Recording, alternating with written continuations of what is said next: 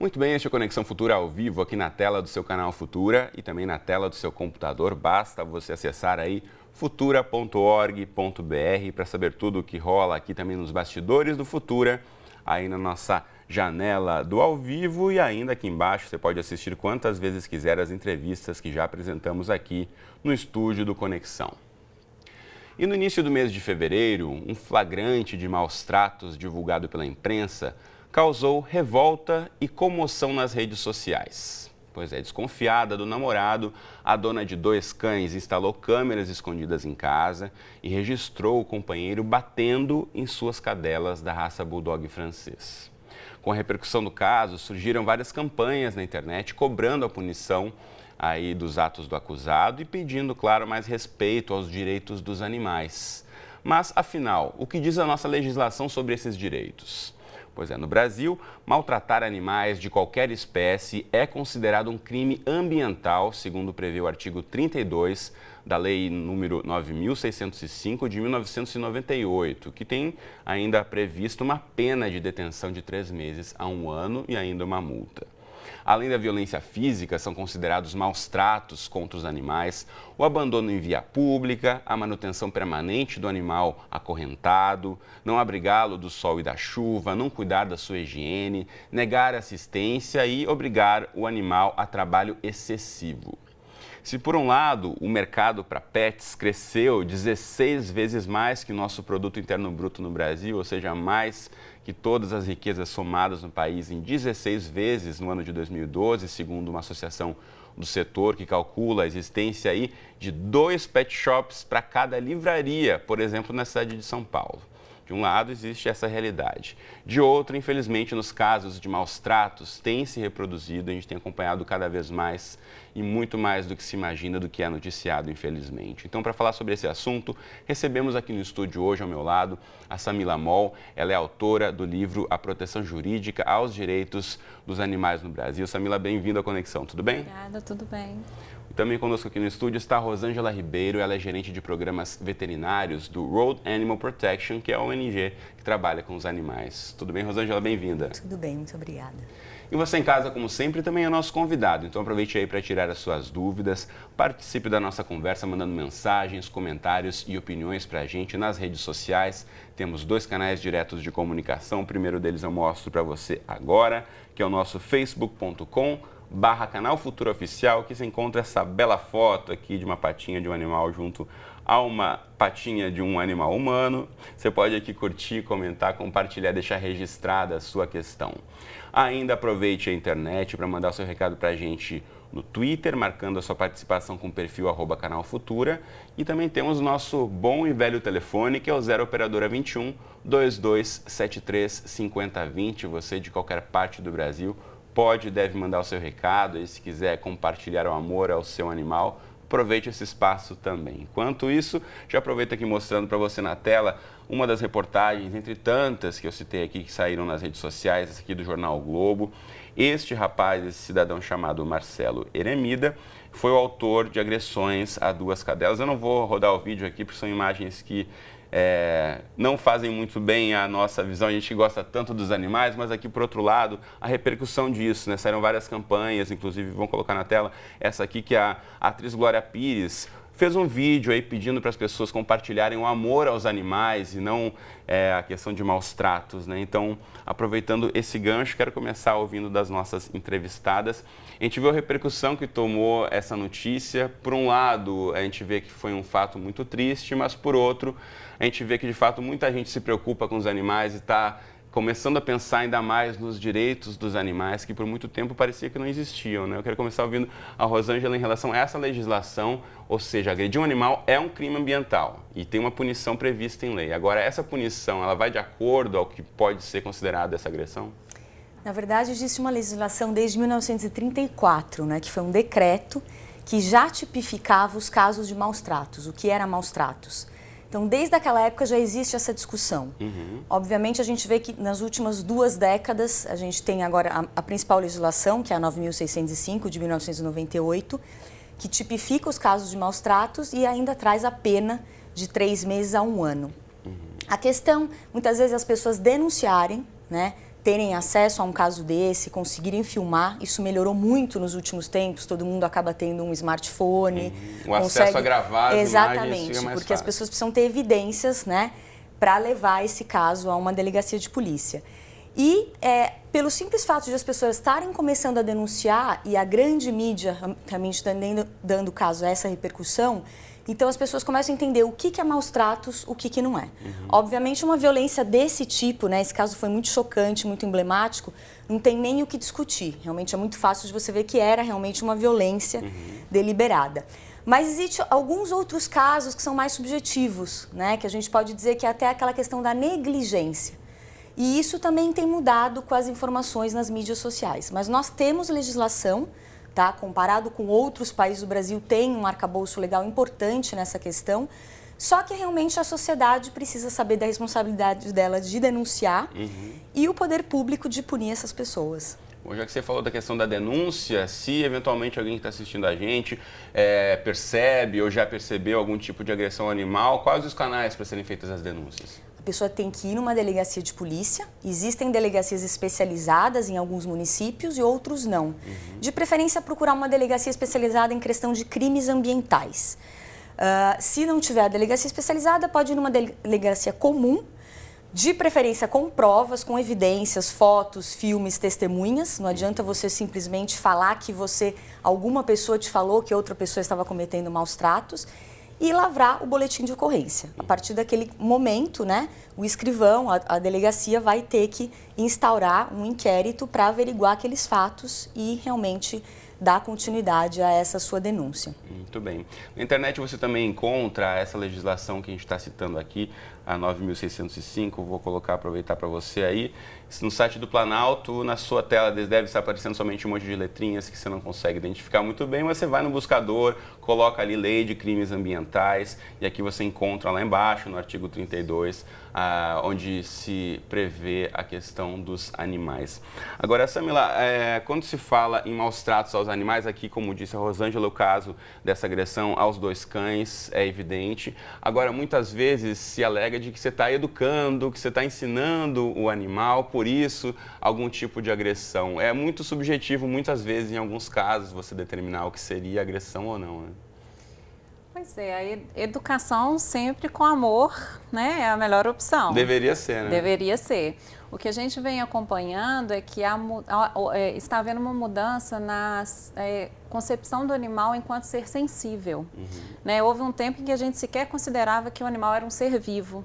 Né? Ele já foi considerado máquina, né? Só a serviço em função da sua utilidade para o homem. E hoje em dia as pessoas já estão se sensibilizando para o fato de que o animal é um ser vivo, de que ele tem sentimentos, de que ele sente fome, ele sente dor, ele sente medo e que por isso ele deve ser protegido, tutelado pelo Estado e protegido de qualquer tipo de agressão, tanto física quanto psicológica. Então isso envolve também a educação, né? Da mesma forma que um ser humano deve ser educado com amor, os animais, enquanto seres sensíveis, também merecem esse tipo de educação. Sem dúvida. E a própria questão do que seria os maus tratos e a educação, assim como você não educa, não deveria educar um ser humano à base de agressões, eu acho que o mesmo deve se aplicar ao animal, né, Rosângela? Levar isso em consideração antes de qualquer coisa. É muito importante você conhecer, na verdade, as necessidades físicas e psicológicas daquele animal. Então, você conhecer o comportamento do animal. Então, é muito importante, antes de você adquirir um cão, um gato, qualquer outra espécie, você conhecer as necessidades daquele animal. Não pensar que ele vai ter as mesmas necessidades que você. Então, muitas vezes as pessoas querem dar 5 banhos por semana num cão porque ela quer tirar o cheiro de cão do cachorro. Isso, na verdade, é maus tratos, né, se você for pensar. Logicamente, é diferente do que aquela violência deliberada. Então, muito de a gente tentar coibir esses casos de maus tratos é através da informação, é através da educação. As pessoas cada vez mais adquirirem informação de quais são as necessidades do seu animal, não só as físicas, mas também as psicológicas, as comportamentais. Agora, uma questão que eu apontei também na abertura do programa é de que o mercado pet, né? Como você disse, quem quer dar muito banho no cachorro aí, em São Paulo, que é a principal cidade que movimenta mais a economia brasileira, 16 vezes cresceu o mercado de pet, ou seja, tem 2 pet shops para cada livraria na cidade de São Paulo. Esse é um dado de uma associação que acompanha esse setor de perto. Ou seja, tem muita gente, né, a gente vendo as rendas das famílias crescerem, enfim, tem um dinheirinho a mais, vamos comprar um cachorro, vamos comprar um gato, aí tem tantos outros animais, sejam pássaros, coelhos também, e tantos outros animais de estimação que têm sido vendidos Brasil afora. Agora, o que a Rosângela aponta é você, de fato, pensar que não é para aquele momento do impulso, da emoção que eu quero comprar um animal de presente, seja para o filho, para a filha, para o namorado, para o marido.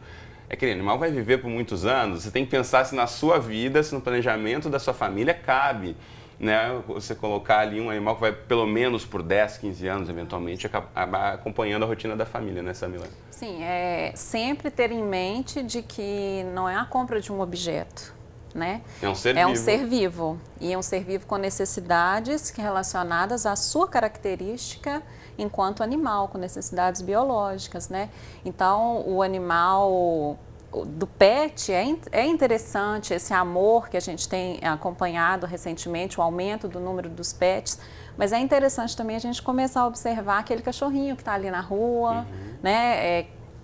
Está com fome, aquele cavalo que está trabalhando nos centros urbanos. São animais da mesma forma, não pets, animais com sensibilidade, sujeitos de uma vida, né, seres vivos e que merecem respeito e proteção. E bem lembrado aqui pelo nosso editor também, o Jorge Melo, muitas vezes o animal, quando você compra, é pequenininho, é todo dócil, é fofo e tal. Tem que pensar que o animal vai crescer, se o seu apartamento vai comportar um cachorro que cresce muito, é meio destrambelhado, vai acabar quebrando objetos e aí acaba se tornando um transtorno para muitas famílias, né?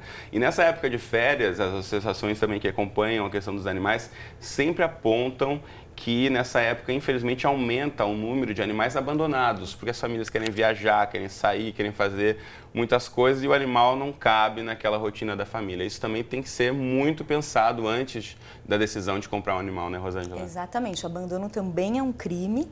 E isso vem daquela questão, daquele impulso, exatamente como você falou, de tentar comprar um animal como um objeto, uma coisa, por modismo, determinadas raças, todos os cães são iguais. Mesmo o SRD, né, o sem raça definida, o famoso vira-lata. E a gente sempre pensa na questão de priorizar a adoção ao invés da compra, né? Então existem milhares e milhares de cachorros e gatos em abrigos, em centros de zoonoses. Então se você realmente tem aptidão, você quer ter um animalzinho, um amigo, você não precisa comprar, você pode simplesmente adotar, mas sempre com responsabilidade, né? Pensando essa questão que vai durar 15 anos, que vai ter as necessidades, vai envelhecer. Sempre pensando em todas essas questões. Muito bem. Você de casa pode e deve mandar seu recado aí, compartilhar o seu amor pelos animais com a gente. Tem Facebook, tem Twitter e tem telefone para você mandar o seu recado. Os contatos estão aí na tela para você. E temos aqui o recado da Samara Guedes pelo Facebook. Obrigado, Samara, pela participação no Conexão de hoje. E ela pergunta, se eu encontrar um animal abandonado na rua, muito machucado, o que eu devo fazer? Rosângela, Samila, quem pode responder a ela? Primeiramente, dentro do possível, tentar socorrer, né? Chamar um veterinário da confiança, da sua confiança. Há disponível na internet os contatos das sociedades, ONGs protetoras de animais, de protetores de animais. São pessoas que, dentro do possível, a demanda é muito grande, mas dentro do possível elas sempre estão dispostas a atender, a ajudar, a instruir, né, as pessoas que encontrarem tanto um animal ferido quanto um animal abandonado que notavelmente não está em condições de permanecer ali naquele local.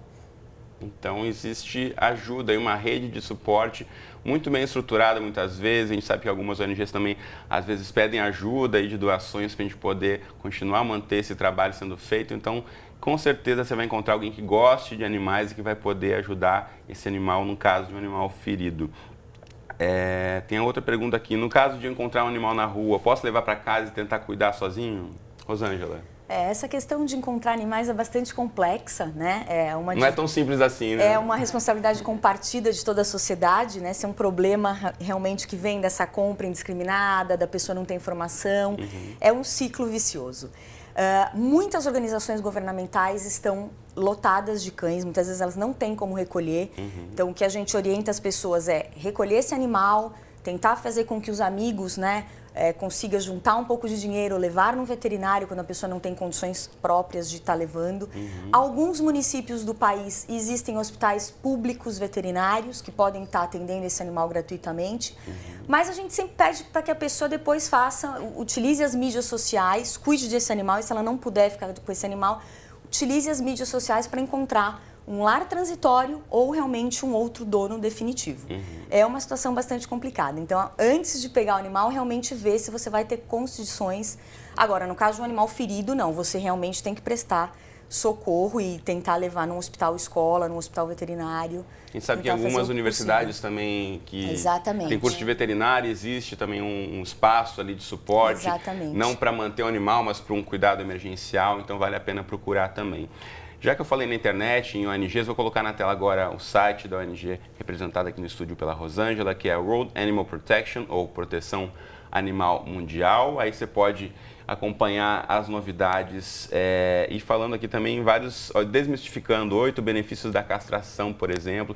Aí tem uma série de dúvidas ainda que pairam sobre o universo dos animais, né? Castrar ou não, em que caso sim, em que caso não. Nesse caso aqui, quais são os principais benefícios da castração, Rosângela? Na verdade, o maior benefício, eu creio que é diminuir a quantidade de animais, né? Esse excesso populacional de cães, diminuir o abandono. Mas para o animal em si, você acaba evitando os problemas de tumor de mama. As fêmeas castradas antes do primeiro cio, a incidência de tumor de mama, quando ela for a ser mais velha, cai quase a 0%.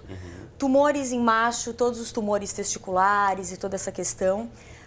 Os machos brigarem, as fêmeas brigarem, fugirem, ter as crias indesejadas, né? Que esse eu acho que é o principal benefício. Que fica essa superpopulação de animais abandonados na rua, que só aumenta esse problema. Né? São benefícios para o próprio animal e para a sociedade. Seja cães, gatos também. Cães e gatos, Muito a gente bem. Recomenda. Deixa eu aproveitar e colocar aqui para você também outras ONGs, já que a gente quer aqui promover o cuidado aos animais. Deixa eu colocar para você aqui da APASFA, que é a Associação Protetora de Animais São Francisco de Assis, que também é vinculada a uma sociedade internacional. Aqui tem várias informações, você que está querendo um bichinho, você pode ter informações aí antes de tomar essa decisão, como a gente está dizendo aqui. Adotar um gatinho carente também, a gente está falando muito de cães, mas gatos também, infelizmente, são muito abandonados. Então você pode aí, através do site da apasfa.org, conseguir essas informações. E o outro site que eu mostro para você aqui é o da SUIPA. Então, na verdade, a SUIPA está nesse momento aqui também pedindo uma ajuda, né, financeira em relação à manutenção do trabalho que eles desenvolvem, a Sociedade da União Internacional Protetora dos Animais. A gente vê aqui que existem muitos amantes dos animais nessa Milá, mas infelizmente nem sempre essa questão é levada tão a sério como poderia, né? A gente não vê tanta política pública voltada aos animais, infelizmente ainda são deixados em segunda categoria. Sim, mas eu sou otimista nesse sentido, até Importante. mesmo pela pesquisa, a gente pesquisando a história da proteção jurídica aos animais no nosso país. O que a gente pode constatar é que a situação está melhorando, né? Hoje em dia a gente tem tanto a Constituição Federal, que é a lei maior, né, que dá base para toda a legislação que vem abaixo dela, proibindo qualquer prática que submeta animal à crueldade. Então isso é um ganho muito grande, porque a Constituição é de 88, quer dizer, relativamente recente, né? E dela vem outras leis que procuram tanto tipificar como crime os maus tratos, quanto promover meios, né, dar ferramentas para que a sociedade, para que o Ministério Público atue em favor dos animais. Então, eu acho que a gente está caminhando nesse sentido. Tem aumentado, então, essa consciência tem aumentado, tanto nas instituições, nas leis, quanto na sociedade. Né? Quando cada cidadão internalizar a questão animal, a questão do animal enquanto ser vivo e digno de respeito, a sociedade vai estar evoluindo nesse sentido. Sem dúvida. E estamos caminhando para isso. Olha só, chegou a pergunta aqui para a gente da Maria Regina de Souza, aqui do Rio de Janeiro. Obrigado, Maria Regina, pela participação. E ela chama atenção para a questão dos animais que são colocados em situação de trabalho. Então, ela revela aqui que onde ela mora vê muitos cavalos e éguas sendo usados no asfalto quente, em condições não apropriadas. Ela pergunta se isso é crime, Rosângela. Com certeza é crime. Os cavalos, se a gente conseguir colocar numa escala de sofrimento entre os principais animais domésticos, né? Se a gente for pensar no cão, no gato, no cavalo, eu creio que o cavalo é o que mais sofre, porque justamente ele é submetido a toda essa carga de trabalho muito grande. E existe legislação, existem vários municípios onde é proibido utilizar o animal na área urbana, o animal tem que ter tantas horas de descanso, pode trabalhar no máximo 6 horas por dia. O problema realmente é ter uma fiscalização. Cada município tem a sua legislação, cada estado tem a sua legislação específica com a questão dos animais de carga, os animais de trabalho. A questão precisa ser a educação, né?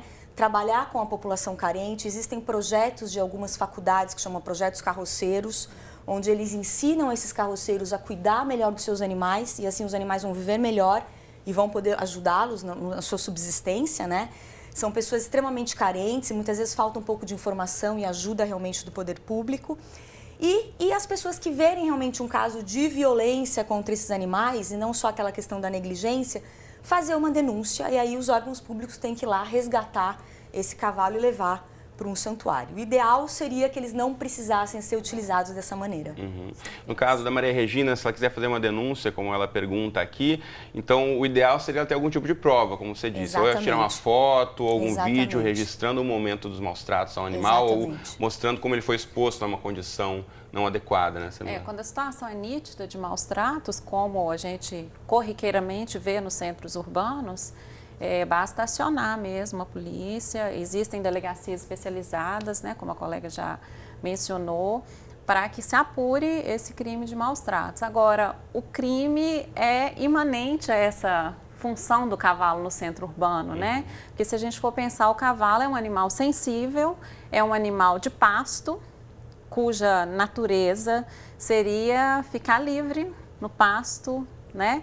E não cavalgando em asfalto quente, carregando cargas que muitas vezes excedem a capacidade dele, né? Malnutridos, em geral eles são malnutridos, são abrigados como se fossem uma moto, né?